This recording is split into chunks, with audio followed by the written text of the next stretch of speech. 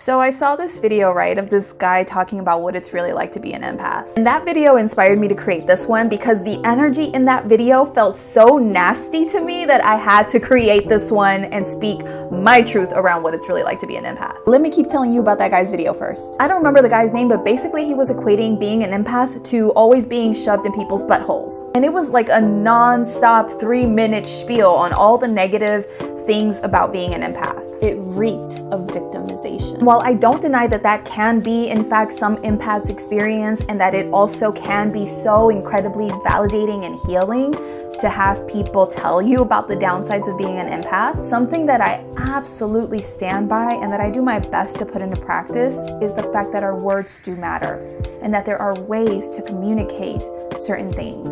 So if I'm going to speak to the downsides of being an empath to validate people's experiences, I can still speak to those things in a way that still gives people hope, and it still lets them know that they have the power to change it, not to make them sit there and feel sorry for themselves, because we don't do that here on my account. I do not preach victimization whatsoever. I've been through too much BS to sit here and feel sorry for myself and victimize myself, and when I did do that in the past, all that led to was me feeling depressed and wanting to unalive myself. Anyway, I had to get that off my chest, so now we're gonna get into what it's really like to be an empath from an empowered perspective. Being an empath protects your time, your life, and your energy. Why? Because you're sensitive enough to energies to be able to feel and discern what people or places you might need to stay away from to keep yourself safe.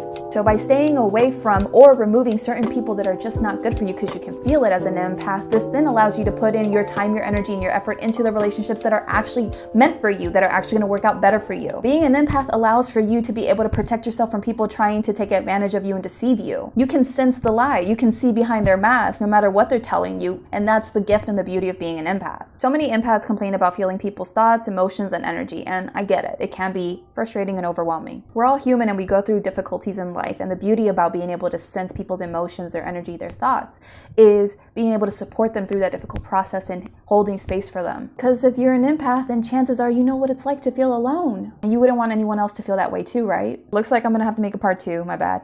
This is part 2 of what it's really like being an empath. Left off at how empaths have the ability to really feel what's going on within a person, to support them in that moment in their journey. This is what makes us absolutely amazing healers. So the gift in this is not only just helping your fellow human being when they're going through hard times, because you know what that's like for yourself, but also being a healer, if you really want to step into this, can be part of your soul's mission, can be how you're here to help make a difference. This can allow you to start your own business, to actually do something that you love, to make more money than you ever thought possible, and to feel immense amounts of fulfillment inside of yourself. To find out why empaths always attract people telling them their problems, I'll link my past video down below or check out my profile.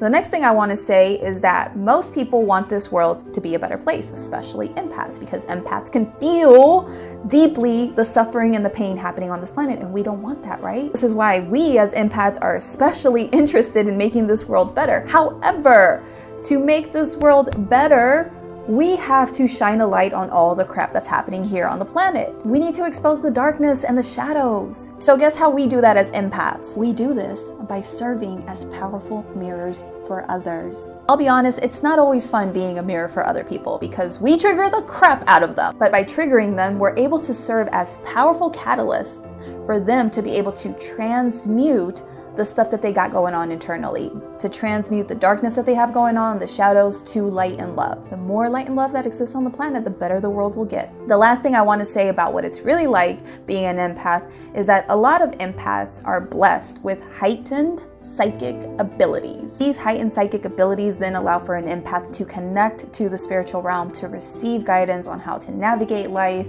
and also as a result deepen their spirituality. Knowing that spirit has blessed you with these abilities to help you in life so that you don't have to completely navigate it in the dark, and that spirit sends you messages that you can pick up on as an empath is so beautiful because it helps you to feel so loved, so supported, and so protected. The very last thing I want to say on being an empath is that being an empath allows for you to be super in tune with your body so that you don't push yourself beyond your limits. A lot of people are suffering these days from burnout because they are not in tune with their bodies. Lucky for you, you're an empath, so you know when you need to stop because you can feel it. Anyway, that's it for today. Follow for more content on how to become an empowered empath.